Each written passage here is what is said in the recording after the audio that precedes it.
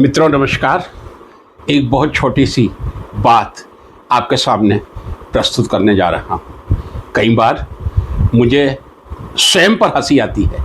शायद मेरी किस्मत में ही यही लिखा है, सत्ता पक्ष के विरोध में ही रहना। बात 25 जून 1975 की है, जब समूचे देश में इंदिरा जी ने आपातकाल घोषित किया था।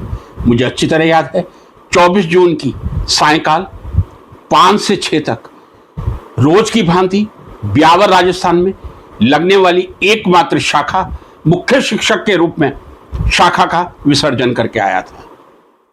25 जून की रात को इमरजेंसी लगी थी। 26 जून को यह मालूम चल गया था कि अब राष्ट्रीय स्वयंसेवक संघ पर प्रतिबंध लग गया है।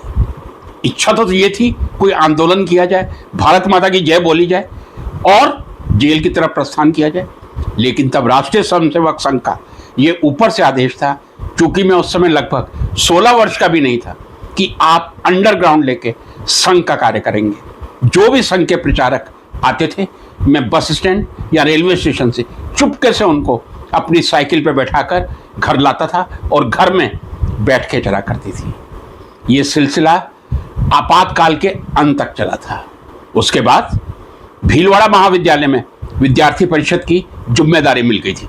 एक बात बहुत स्पष्ट कहना चाह रहा हूं, भीलवाड़ा में चूंकि वाद विवाद प्रतियोगिता में मैंने एक स्थान बना लिया था, या वाद विवाद प्रतियोगिता और भाषण सीपी भसीन का पर्याय बन गए थे। माफी के साथ कह रहा हूं। 1979 में जो इलेक्शन हुए थे, ऑब्वियसली कॉलेज यूनियन के, महाविद्यालय छात्र संघ के उस समय के एमएलए कौशल किशोर जी जैन, जो अभी भीलवाड़ा में हैं, वो ये याद कर लें, कौशल किशोर जी जैन उस समय एमएलए थे और उनकी ये प्रबल इच्छा थी कि मैं अध्यक्ष पद का चुनाव लड़ूं, क्योंकि वो आत्मविश्वासी थे और मैं भी आत्मविश्वासी था कि यदि मैं लड़ूंगा निश्चित रूप से जीत जाऊंगा।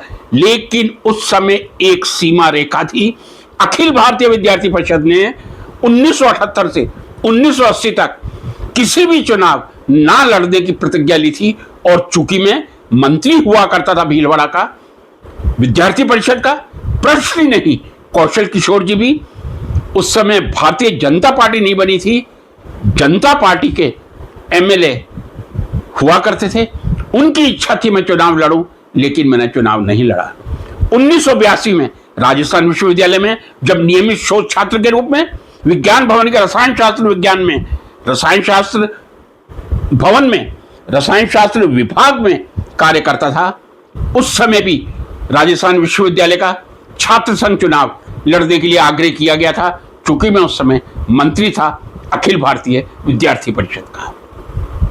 लेकिन चूंकि मैं पीएचडी कर रहा था, अखिल भारतीय विद्यार्थी परिषद के लिए कार्य करना और अध्यक्ष बनना, राजस्थान विश्वविद्यालय के अध्यक्ष की क्या पोजीशन होती है, ये जो राजस्थान विश्वविद्यालय से जुड़े हुए हैं उनको मालूम होगा। लेकिन उसके बाद कुछ ऐसा तारतम्य रहा, मैं आरएसएस और बीजेपी की विचारधारा से दूर होता गया। अंतोगत्वा अब जब बीजेपी का शासन है, और मैं समझता हूं जितने पुराने आरएसएस के वर्कर हैं और कुछ बीजेपी का, मैं वर्कर का नाम नहीं लेना चाहूंगा, चूंकि वो राजस्थान विधानसभा में लगभग, इससे पहले तो गहलोत जी की सरकार थी, उससे पहले मंत्री हुआ करते थे। डेली मेरे पास प्रयोगशाला में आते थे और कॉफी पिया करते थे। नाम लेना ठीक नहीं समझता।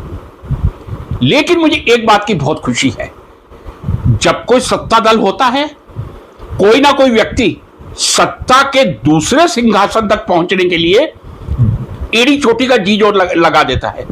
चाहे सरपंच का टिकट मिल जाए, चाहे एमएलए का टिकट मिल जाए, एमपी का टिकट मिल जाए, कुछ भी हो जाए, कोई पद मिल जाए, विश्वविद्यालय में कुलपति का पद मिल जाए। ये भी एक पद ही होता है साहब। अब नहीं रहा पद, लेकिन किसी जमाने में तो बहुत प्रतिष्ठित पद हुआ करता था। मोहन सिंह जी मेहता का नाम राजस्थान यूनिवर्सिटी में जिसने सुना हो, प्रोफेसर आरसी मेहता सर का नाम राजस्थान विश्वविद्यालय के रसायन शास्त्र विभाग में जिसने सुना हो, वो इस पद की गरिमा को पहचान सकता है।